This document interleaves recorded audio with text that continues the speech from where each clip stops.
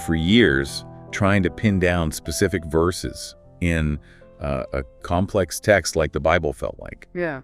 Well, like trying to grab smoke. It's a common struggle. Right. You understand the content, you know the stories, but those abstract numbers, they just vanish from your mind. Yeah. I always thought it took some kind of superpower to instantly recall Psalm 119, verse 105, without, a second thought. It's absolutely true. Numbers are inherently abstract, aren't they? They're incredibly difficult for our brains to really latch onto without some kind of concrete anchor. Yeah. What's truly fascinating is how our minds are wired. We remember images, stories, connections, not just cold, hard digits. Exactly. And that's precisely what we're diving into today. Our source material introduces us to a truly ingenious solution, the Joy Bible number system. Right. It's designed to transform those elusive, abstract numbers into vivid, unforgettable images. Imagine a system that uses 100 objects and 100 places as visual cues. To help you remember chapter and verse numbers, plus Bible keywords, too. So for you, our listener, this deep dive isn't just about memorizing Bible verses, although that's part of it. Right. It's really about witnessing an entirely new way to approach information recall.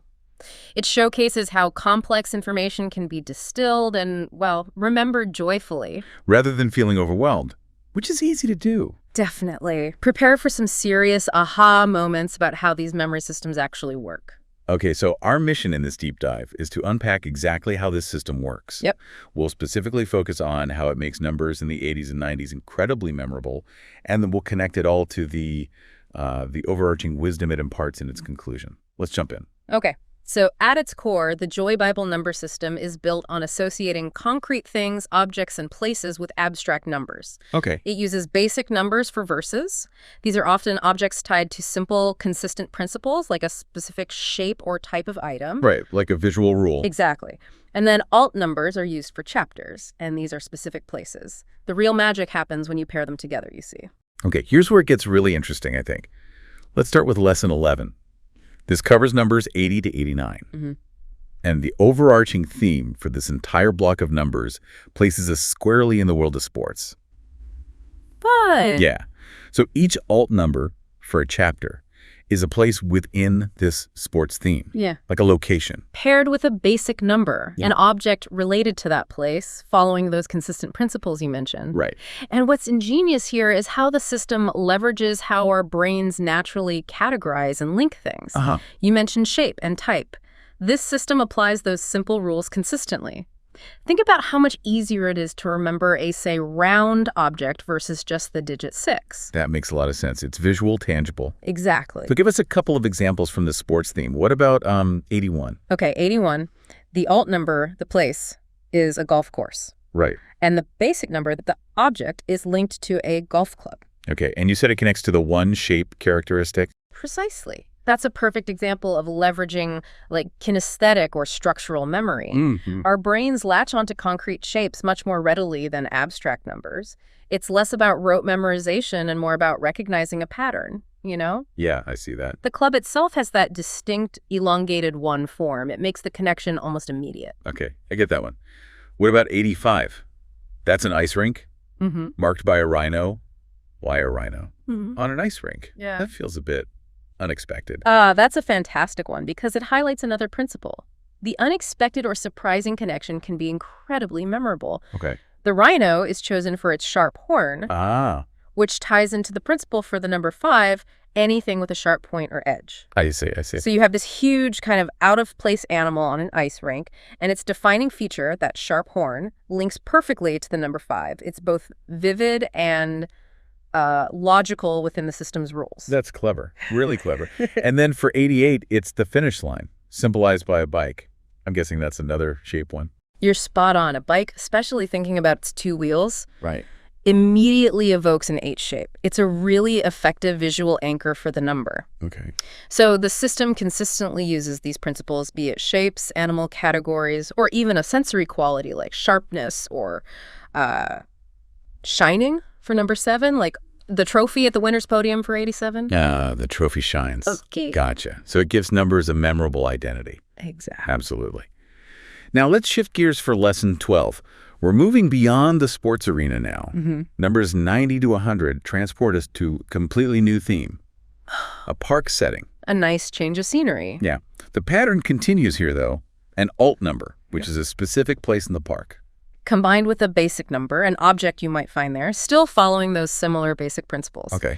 And this transition, it demonstrates how the system expands its thematic anchors, right? It provides distinct mental landscapes for larger number sets. It prevents, mental clutter and keeps the images fresh. You're not trying to stuff too many sports images into your head at once. That makes perfect sense. Yeah. Keeps things organized. Yeah. So in the park, what jumps out, like 91, a seesaw linked to a giraffe. Right.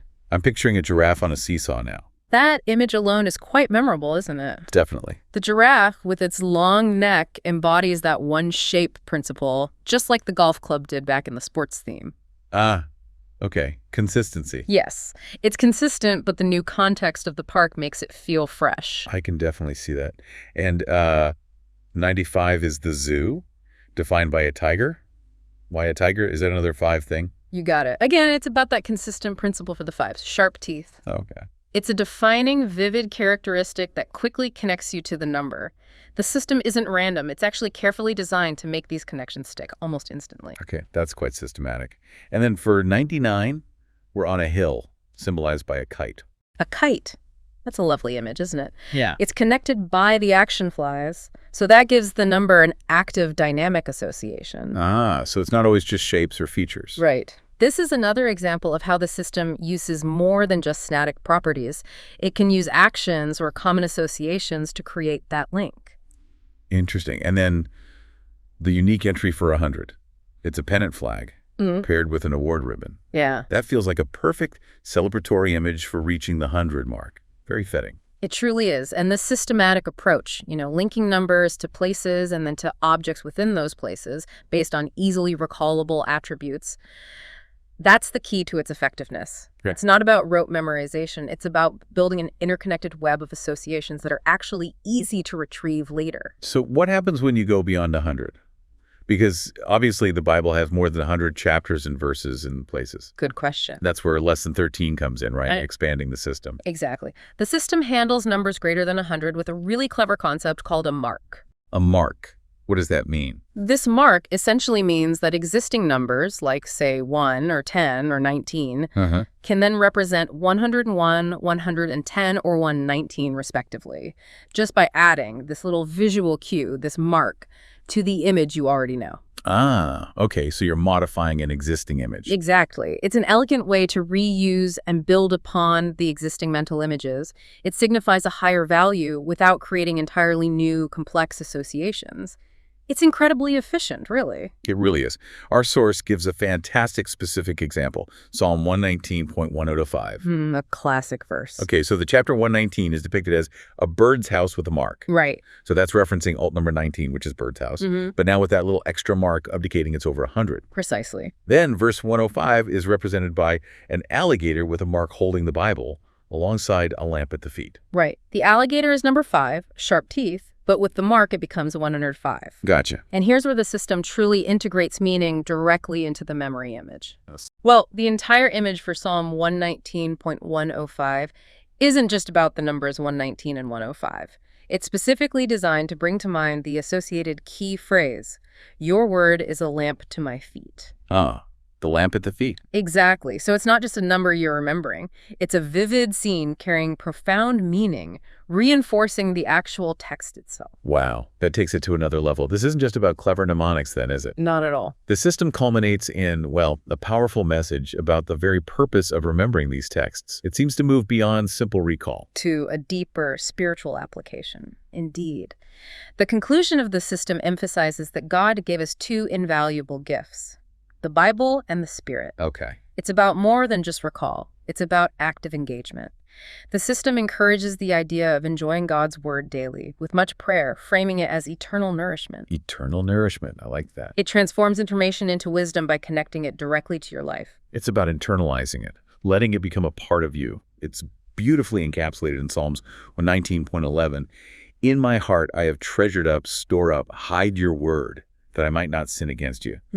This really shows the profound why behind the entire memory system, doesn't it? Yeah. It demonstrates that this isn't just some mental exercise, Yeah. but a path to deeper understanding and application. It's a purposeful approach to knowledge. So to synthesize our deep dive here, the Joy Bible number system is a really remarkable approach.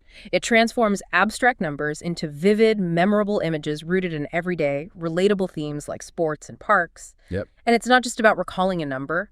It's about fostering a deeper, more joyful engagement with the material itself. It truly makes the task of remembering large volumes of information less daunting and, well, more accessible, more enjoyable even. Yeah, active, maybe even playful, as you said. It's an active way of learning. And for you, our listener, we really encourage you to consider the broader implications of memory systems like this. How might applying vivid imagery and thematic organization to other complex information transform how you learn and recall things? Right.